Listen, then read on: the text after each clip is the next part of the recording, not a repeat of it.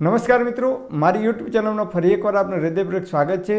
આજનો ટોપિક છે મિત્રો કે આજે હું તમને એક એવી ઔષધિ બતાવું કે 40 વર્ષની ઉંમર થાય પછી નિત્ય એનું જો તમે 1 ચમચી ભરીને સેવન કરવામાં આવે તો આયુર્વેદમાં કહે છે કે જેટલી પણ બીમારીઓ 40 વર્ષ પછી આપણા શરીરની અંદર આવે છે, વાત, પિત્ત અને કફ ત્રણેયનું બેલેન્સ રાખે છે, ત્રણેયને સંતુલિત રાખે છે આપણા બોડીની અંદર। અને આ ઔષધિ છે એને આયુર્વેદની અંદર રસાયણ ચૂર્ણ કહેવામાં આવી છે। એટલે કે 100 રોગની એક જ દવા, મતલબ કે ગમે તેવી બીમારી હોય તો એ તમામ પ્રકારની બીમારીની અંદર અદ્ભુતમાં અદ્ભુત પરિણામ આપે છે। આ છે એ ગોખરું કહેવામાં આવે છે। અત્યારે તમને પડતર ખેતર હોય જેમાં કંઈ પણ વાવેતર કર્યું ના હોય એવા ખેતરની અંદર તમને આ ગોખરું તમને મળી રહેશે। બજારમાંથી લાવવાના નથી, કારણ કે હું બજારમાં લેવા ગયો હતો તો બજારની અંદર ગોખરું સડી ગયેલા હતા, એની અંદર જીવાત પડેલી હતી। એટલે બજારમાંથી તમારે લાવવા હોય તો ધ્યાન રાખજો કે સારા હોય એવા જ લાવજો, ખરાબ થઈ ગયેલા કે જીવાત પડેલા ના આવે। બીજા નંબરમાં છે ગળો, કડવા લીમડા ઉપરની ગળો, જેને હિન્દીમાં ગિલોય કહેવામાં આવે છે। તો આ ગળો લાવવાની અને એના નાના નાના ટુકડા કરી અને તડકે સૂકવી દેવાને, 10 કે 15 દિવસ સુધી સૂકવી દેવાના। પછી સુકાઈ જાય એટલે એક કાચની બરણીમાં ભરી દેવાની અને જરૂર પડે એટલો જ પાવડર બનાવવાનો છે। એક સાથે બધો પાવડર બનાવી દેવાનો નથી, કારણ કે આયુર્વેદમાં કહે છે કે કોઈ પણ વસ્તુનું સ્વરૂપ બદલાય ત્યારે એ 90 દિવસ સુધી સારું કામ કરે છે, પછી એની એફિશિયન્સી છે, એની જે તીવ્રતા છે એ ધીમે ધીમે ઓછી થઈ જાય છે। તો આપણે જેમ જેમ જરૂર પડે એટલો જ આપણે પાવડર બનાવવાનો છે। ત્રીજા નંબરની વસ્તુ છે આમળાનો પાવડર।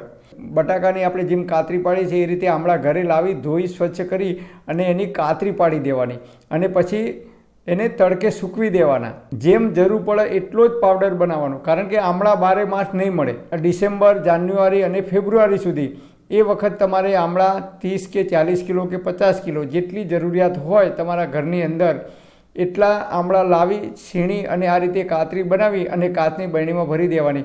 હું દર વર્ષે 40 થી 50 કિલો આમળા લાવી અને આ રીતે એની છીણ બનાવી અને કાચની બરણીમાં ભરી દઉં છું। હું મારા ઘરના સભ્યો, મારા પોતાના માટે જે કંઈ ઔષધિ બનાવું છું એના માટે। મારી ઉંમર 56 વર્ષ છે, 56। તો આજે મારા શરીરમાં કોઈ પણ પ્રકારની બીમારી જોવા મળતી નથી। નો ડાયાબિટીસ, નો હાઈ બીપી, નો કોલેસ્ટ્રોલ, નો થાઇરોઇડ, મને માથું દુખતું નથી, પેટમાં દુખતું નથી, ગેસ થતો નથી, અવળો ગેસ થતો નથી, પગમાં કળતર થતી નથી, પગમાં નસ પકડાતી નથી।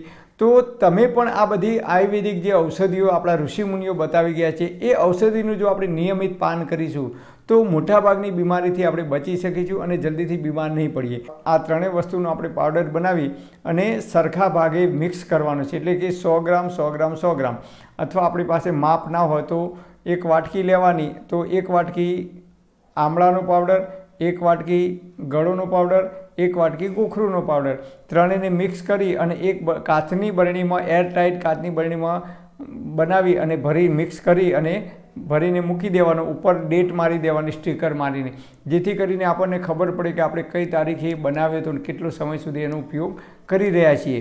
તો નિયમિત તમે સવારે ઉઠી અને અડધી ચમચીથી શરૂઆત કરો તો અડધી ચમચી 1 ગ્લાસ ઉંફાળા પાણીમાં નાખીને પીવો, અથવા બપોરે જમવાના 1.5 કે 2 કલાક પછી પણ તમે લઈ શકો છો, અથવા રાત્રે જમવાના 2 કલાક પછી પણ તમે લઈ શકો છો, અથવા જમવાના 1 કલાક પહેલાં પણ લઈ શકો છો। આ પાવડર તમે ગમે ત્યારે તમે એનો ઉપયોગ કરી શકો છો। એ રીતે તમને પીવામાં ના ભાવતું હોય તો તમે દાળ ભાત ખાતા હોય તો એની અંદર તમે અડધી ચમચી કે 1 ચમચી તમને જેટલો ભાવતો હોય, જેટલો તમારા બોડીને અનુકૂળ હોય એટલો નાખી અને દરરોજ ખાઈ શકો છો। અથવા તમે શાક રોટલી ખાતા હોય તો શાકની અંદર પણ અડધી ચમચી નાખી અને ખાઈ શકો। ગમે તે રીતે આપણા બોડીની અંદર આ પાવડર જવો જોઈએ।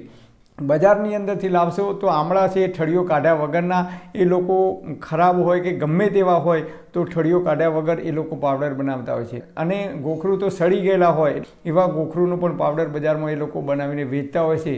તો આપણે શક્ય હોય ત્યાં સુધી ગામડાની અંદરથી આ 3 વસ્તુ મંગાવી અને ઘરે જાતે પાવડર બનાવી અને આ રીતે આપણે રસાયણ ચૂર્ણ તૈયાર કરી અને નિયમિત જો આનું સેવન કરવાનું રાખીશું અડધી ચમચી જેટલું, તો આપણે જ્યાં સુધી જીવીશું ત્યાં સુધી જલ્દીથી બીમાર નહીં પડીએ।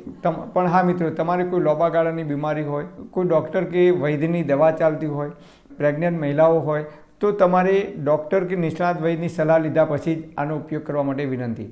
પરમપિતા પરમાત્મા આપ સર્વેને તંદુરસ્ત અને નિરોગી રાખે એવી હૃદયપૂર્વક મારી પ્રાર્થના। Thank for watching my video. Thank you.